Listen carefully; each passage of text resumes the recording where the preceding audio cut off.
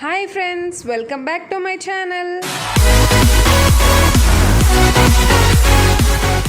Hi friends, ఎలా ఉన్నారు? అందరూ బాగున్నారా? నేను చాలా బాగున్నానండి. ఈరోజు మనం ఎంతో టేస్టీగా ఈజీగా చేసుకునే గుత్తి వంకాయ ఉల్లి కారం చేసి చూపిస్తున్నాను.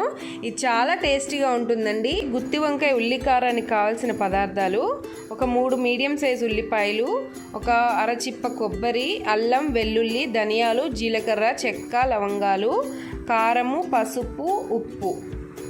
ఇదండి వంకాయలు ఒక 1/2 కేజీ తీసుకున్నాను. ఇప్పుడు ఫస్ట్ ఈ కొబ్బరిని మిక్సీ చేసుకోవాలండి.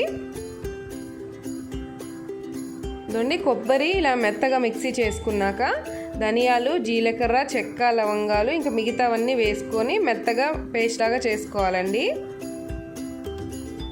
మనం కొబ్బరి మసాలాస్తో పాటు వేస్తే నలగదన్నమాట. అందుకని ఫస్ట్ కొబ్బరి మిక్సీ చేసుకొని తర్వాత ధనియాలు, జీలకర్ర, చెక్క, లవంగాలు, అల్లం, వెల్లుల్లి, ఉల్లిపాయలు, ఉప్పు, కారం, పసుపు అన్నీ వేసుకొని మెత్తగా పేస్ట్ చేసి పెట్టుకోవాలి.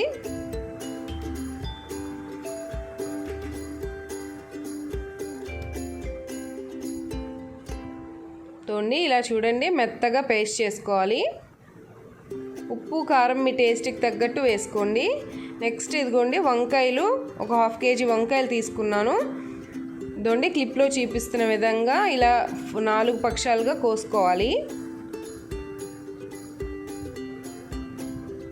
ఇదిగోండి తర్వాత ఇలా మనం ప్రిపేర్ చేసి పెట్టుకున్న కారము ఇలా వంకాయలో స్టఫ్ చేసుకోవాలి.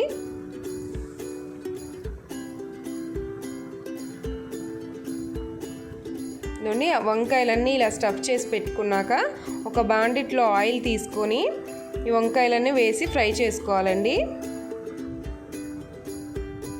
ఆయిల్ కొంచెం ఎక్కువే పడుతుంది ఈ కూరకి, కానీ టేస్ట్ మటుకు సూపర్గా ఉంటుంది. ఖచ్చితంగా ట్రై చేసి చూడండి ఫ్రెండ్స్.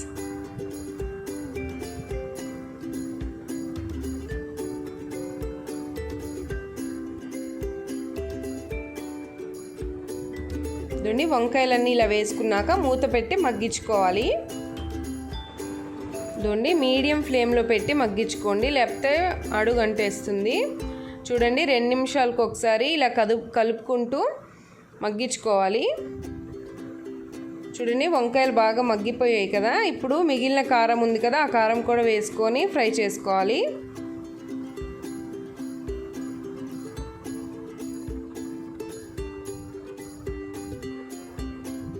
మీడియం ఫ్లేమ్లోనే పెట్టి చేసుకోవాలండి, అస్సలు హై ఫ్లేమ్ పెట్టకూడదు.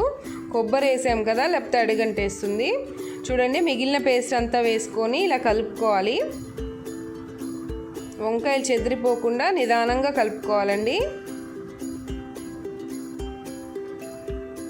చూడండి 2 నిమిషాలకు ఒకసారి మూత తీసి నిదానంగా ఇలా కలుపుకుంటూ ఫ్రై చేసుకోవాలి.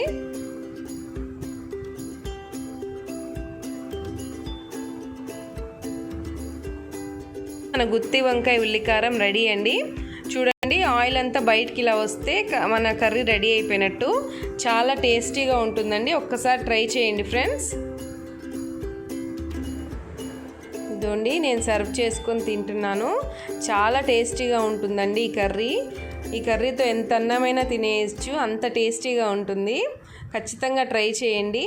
అండ్ ఫ్రెండ్స్, మీకు నా వీడియో నచ్చిందా? నచ్చితే లైక్ చేయండి, షేర్ చేయండి, కామెంట్ చేయండి.